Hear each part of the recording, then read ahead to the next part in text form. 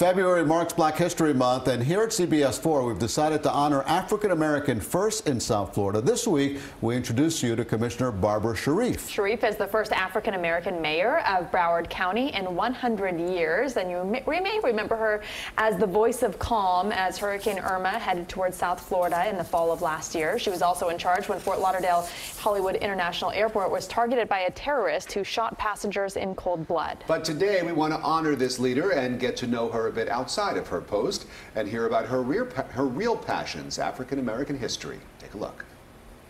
I'm a native Floridian, born and raised in Miami. I moved to Broward just after I graduated from nursing school, and I've been here and I love it.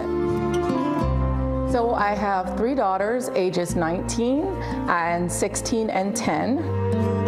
I have a RN diploma from Jackson Memorial Hospital. I have a Associate of Science from Miami-Dade Community College in Nursing, Bachelor's of Science in Nursing, Master's of Science in Nursing, Advanced Registered Nurse Practitioner degree, and my latest degree was the Doctor of Nursing Practice.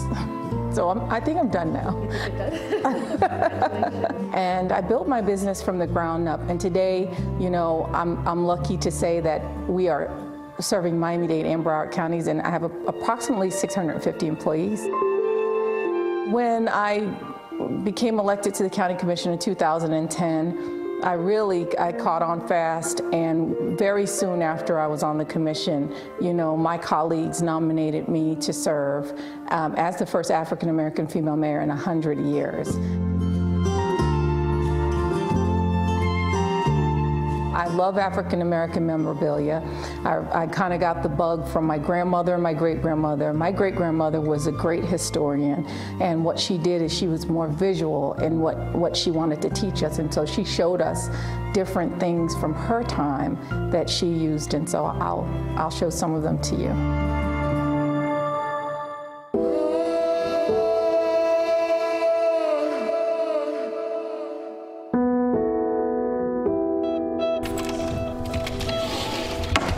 The shackles, children's shackles. And I think that they show an example for our children of the hard life that my great-grandparents traveled when they were on the slave ships coming from Africa, and the way that they were treated. I think to imagine that a child or an adult could be put in something like that really drives home the point that my great-grandmother was making, which was, you can't forget what was sacrificed. I collect really pictures of just prominent African Americans, and it was a rarity to see a very wealthy or affluent African American family after slavery. It's a great representation of where we went to after slavery, after civil rights. You know, these cookie jars, in and of themselves, people say, oh, they're really offensive, and you shouldn't keep that type of stuff. And I just say that's our history. We cannot erase it. This, for me, is how I ground my children. This is how I was grounded, and so my collection has kind of grown. It just represents a time where we were at a turning point.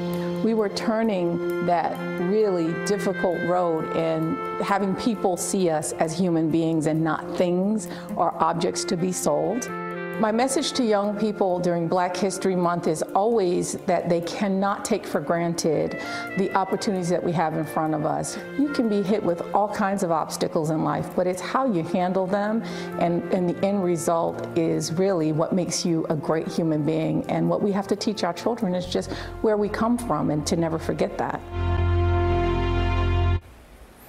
What a great role model she is for her 3 girls, and to be able to teach them those lessons and to have the artifacts that were handed down through her family. She's got a museum right there in her own home. She really does. And it is so important to remember that history and to teach that to the younger generations. Absolutely.